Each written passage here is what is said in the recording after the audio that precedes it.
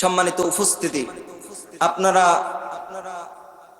পোস্টারের ভিতরে দেখছেন, মাইকের ভিতরে দেখছেন 20 থেকে 50 জন বক্তা সুর নকল করে। এটা শুনছেন না?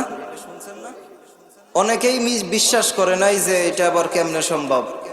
যেহেতু আলেমরা বসায় রেখে বা আলেমদের অনেক, যদি আমি কথা বলতে যাই অনেক রাত হয়ে যাবে, এই জন্য বেশি কথা বলা যাবে না। আমি আপনাদেরকে কয়েকটা মিনিট কমিটির কাছ থেকে অনুমতি নিব, নিয়ে আপনাদেরকে কয়েকটা কণ্ঠ শোনাবো। এখন যদি আপনারা অনুমতি দেন, দিবেন? তাইলে লিল্লাহে তাকবীর।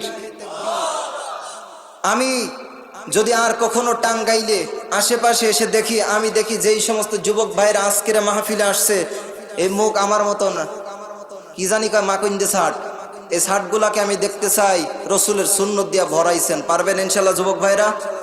আমার আবার কইেন না যে হুজুর আপনার দাড়ি কই। আমার দাড়ি ওঠে না ভাই, কি করবো কয়? আমারে কয় যে হুজুর কয় আপনার বয়স কত? বয়স মাত্র 25। হ্যাঁ, বিয়ে শাদী করছি, মাত্র একটা মেয়ে হয়েছে, 2.5 বছর। এতে কি দাড়ি ওঠে? অনেক যুবক ভাইরা আছে যে দাড়ির জ্বালাই সে একেবারে সে মুখ দেখা যায় না। আর আমার দাড়ি নেই। যে মুফতি আমির হামজা একটা কথা বলে যে, আমাকে একজন প্রশ্ন করেছে, ভাই আপনার দাড়ি ওঠে না কেন? আপনি তো পিছে হুজুর। আমি বললাম চিন্তা করার দরকার নেই, আমার পরিবারের ভিতরে সবচেয়ে বড় দাড়ি আমার।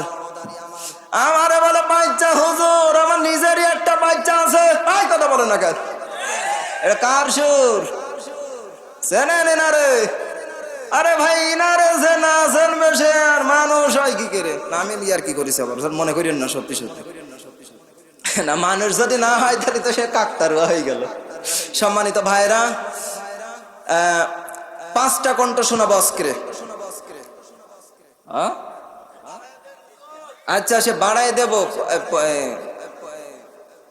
এই তো দিয়ে যান, আসে।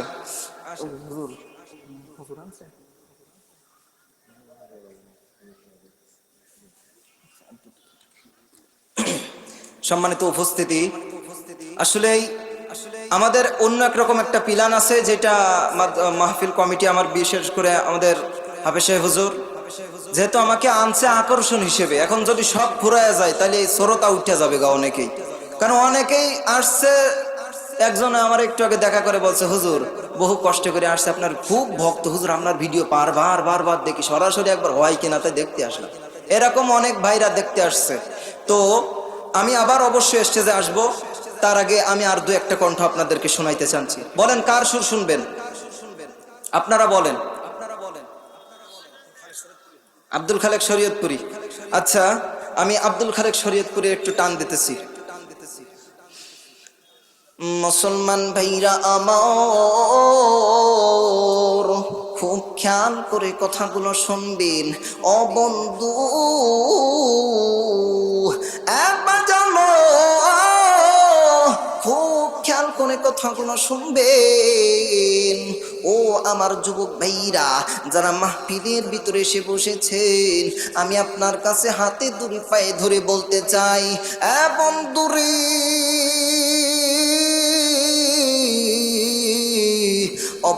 অবশ্যই সুর শুনে শুধু মজা নিবেন তেমনটা হবে না। আমি আপনাদের কাছে দাবি করব, আল্লাহ যেন আমাদের এই মাহফিলটারে কবুল করে নাই। বলেন আল্লাহুম্মা আমিন। এইবার কাটটা শুনবেন, বলেন কুয়াকাটা। আচ্ছা, ওই তো ওর পেছনতে আসি, তারপরে আপনার এটা শোনাবো। আজহারি সাহেব হুজুর, তিনি আমাদের বর্তমান দেশে নাই, কিন্তু তিনি আজও পর্যন্ত আমাদের যুবক ভাইদের কলিজা স্পর্শ করে রেখেছে, ঠিক কিনা বলেন? আজহারি সাহেবকে যারা ভালোবাসেন, আমি আজহারি সাহেবের হুজুরের সুর দেওয়ার পরে লিল্লাহি তাকবীর আপনারা একজন দিয়া, আমি দেখবো আজহারি সাহেবরে, এই কোরআনের পাখিটাকে কে কত ভালোবাসেন। ও যুবক ভাইরা শোনো শোনো, আজ ধরো আমি বাংলাদেশে নাই, আমি এ দেশ থেকে চলে গিয়েছি, কিন্তু তোমাদের ভালোবাসা আমাকে কাঁদায়, তোমাদের ভালোবাসা আমার 24টা ঘন্টা কাঁদায়। ও যুবক ভাইরা, আমি তোমাদেরকে বলতে চাই, তোমরা আমাকে যেমন ভালোবাসো, আমি তোমাদেরকেও কোরআনের জন্য তেমনটা ভালোবাসি। অবশ্যই আমি আজহারি সাহেবের সুরে এই কথাগুলো বলার কারণ হইল এইটা, আজহারি সাহেবের এই কণ্ঠটা আজও অনেক যুবকের অন্তরের খোরাক, এটা আজও অনেক যুবকের অন্তরের খোরাক হয়ে দাঁড়িয়েছে। আজ অনেক যুবকেরা তার কণ্ঠটা শোনার সঙ্গে সঙ্গে থমকে দাঁড়িয়ে যায়। ও যুবক ভাইয়েরা, এই জন্য আলেমদেরকে ভালোবাসতে হবে। শুধু আজহারি নয়, শুধু আমির হামজা নয়, শুধু হাফিজুর রহমান সিদ্দিকী নয়, আর বিশেষ করে আমি আপনাদেরকে জানাতে চাই, শুধু সুর শুনে আনন্দ নিলে হবে না। এই আলেমরা যেই পথে চলে এই পথে চলার দরকার আছে না নাই? এই যুবক ভাইয়েরা যারা এখনো বাজারের ভিতরে ঘোরাফেরা করতেছো, তাদের বাজারটাই আপন হয়ে গেল, এই কোরআনের এই সুন্দর ময়দানটা কি তাদের আপন না? অবশ্যই অবশ্যই আপনাকে কোরআনের পক্ষে আসতে হবে। আর